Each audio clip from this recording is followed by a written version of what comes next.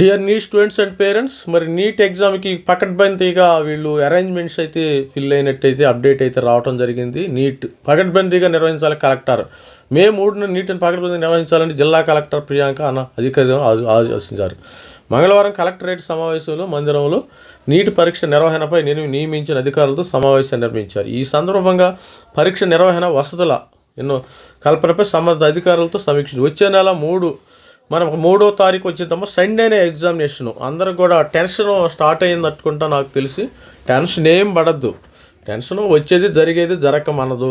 Prepare అయిన వాడికి కంపల్సరీగా ఎంబీబీఎస్ సీట్ వస్తుందమ్మా. ప్రిపేర్ కానోడు మనము కష్టపడకుండా ఫలితం ఎప్పుడు కూడా ఆశించకూడదు. అది గుర్తుపెట్టుకోండి.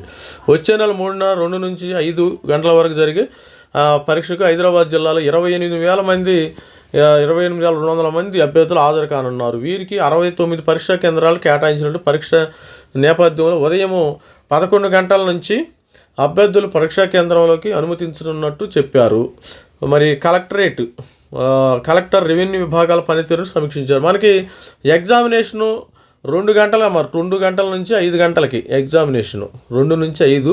మరి స్టూడెంట్స్ అనేది 11 గంటలకే లోపలికి అనుమతిస్తారు. అంటే మీరు 11 గంటలకు వెళ్ళకపోయినా 12 గంటలకైనా వెళ్ళండి. అప్పుడు దాకా వెళ్ళి మీరు లోపల చూసేది ఏమీ లేదు కాబట్టి కొద్దిగా అక్కడ బయటే ఉండి కొద్దిగా ప్రిపేర్ అవ్వండి. కొంచెం నోట్బుక్ తీసుకెళ్ళండి. బయటే ఉండి ఎక్కడన్నా మీకు ఫెసిలిటీస్ ఖాళీ స్థలంలో చెట్లు అయ్యి ఉంటే కొన్ని ఒక్కొక్క ఎగ్జామ్ సెంటర్ ఒక్కో రకంగా ఉంటుంది, మనకు తెలియదు.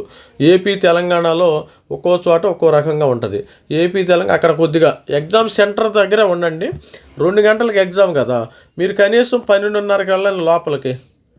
ఎగ్జామ్ సెంటర్ గేట్ దగ్గరే ఉండండి. ఒక 1/2 కిలోమీటర్ దూరంలో ఉంటే, ఒక 1/2 కిలోమీటర్ డిస్టెన్స్లో ఎగ్జామ్ సెంటర్ ఉంటే అక్కడ మీరు ఏం చేస్తారంటే, మీ యొక్క పేరెంట్స్కి చెప్తున్నాను, మీ పిల్లలకి ఈ యొక్క షార్ట్ నోట్స్ ఉంటాయి కదా, షార్ట్ నోట్స్లో మరి షార్ట్ నోట్స్ కొంచెం ఫిజిక్స్ కానీ కెమిస్ట్రీ కానీ ఫార్ములాస్ అవి రివిజన్ చేసుకోండి. లాస్ట్ మినిట్లో మిరాకిల్ కూడా జరుగుతాయి, గుర్తుపెట్టుకోండి.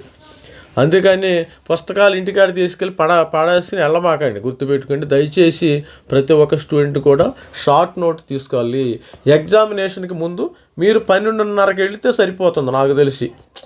మరి గేట్కి కూసినంత దూరంలో ఒక 1/2 కిలోమీటర్ 1 కిలోమీటర్ దూరంలో ఉండి, వాళ్ళు ఏంటంటే కొంతమంది ఆ గేట్ పరిసర ప్రాంతాల్లో వస్తే లోపలికి రమ్మంటారు, లేకపోతే దూరంగా వెళ్ళిపోమంటారు. అప్పుడు మీరు 1 కిలోమీటర్ దూరంలో ఉండాలి. అక్కడ ఏంటంటే 144 సెక్షన్, ఆ సెక్షన్లో కొన్ని పోలీసు వాళ్ళు ఉంటారు.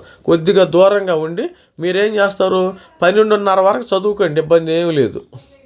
మరి ఆ టెన్షన్ పోద్ది. 12:30 వరకు ఫిజిక్స్, మ్యాథమెటిక్స్, మరి బయాలజీ, బాటనీ, జువాలజీ ఇవన్నీ కూడా చదువుకుంటూ ఉంటే ఈ యొక్క లానున్న రివిజన్ చేసుకోండి. చిన్న షార్ట్ నోట్స్లు ప్రిపేర్ చేసుకుంటారు కదా, ఆ షార్ట్ నోట్స్ని చూసుకొని తిరగేసుకుంటూ ఉండండి.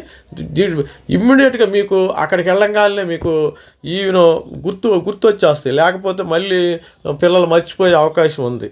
నేనైతే మీరు ఎగ్జామినేషన్ అయ్యేదాకా ఏ యొక్క ఫ్యామిలీ మీటింగ్స్కి వెళ్ళొద్దు. ఇప్పుడు ఈ 2-3 రోజులు కూడా దయచేసి చెప్తున్నాను.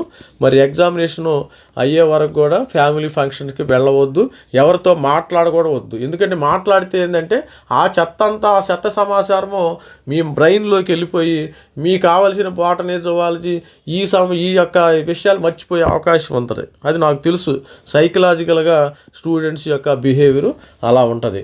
ఎవరితో మాట్లాడకూడదు.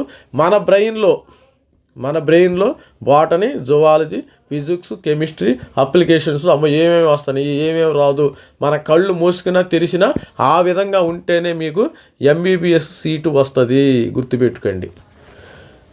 ఏంటంటే ఇది మనం ప్రాక్టికల్. నేను అక్కడ నుంచి వచ్చాను కాబట్టి నేను చెప్తున్నా. ఇవన్నీ ఏ పుస్తకంలోనూ రాయరమ్మా, గుర్తుపెట్టుకుని. కొన్ని పుస్తకాల్లో రాయరు అసలు. అందుకని ప్రతి ఒక్కళ్ళు టెన్షన్ పడకుండా హ్యాపీగా వెళ్ళి మరి 12:30 వరకు, మనకి 1:30 వరకు అలో చేస్తారు కదా, అవసరమైతే 1 గంట వరకు చదువుకోండి, ఇబ్బంది ఏమీ లేదు. 12:30 వరకు 12:45కు లోపలికి వెళ్ళండి. ఎప్పటికీ ఎగ్జామినేషన్ సెంటర్కి వెళ్ళాలి. మరి ఎగ్జామినేషన్ సెంటర్ దగ్గర ప్రిపేర్ అవ్వచ్చా, ఇది డీటెయిల్స్ ఈ వీడియోలో. ఆల్ ది బెస్ట్ ఉండి మరి మీ యొక్క ఎంబీబీఎస్ కళ మాత్రం నెరవేర్చుకోవాలంటే ఇవన్నీ చేయాల్సి ఉంటుంది. ఆల్ ది బెస్ట్ ఉండి. Thank you. By this Ravikumar signing off. Thank you.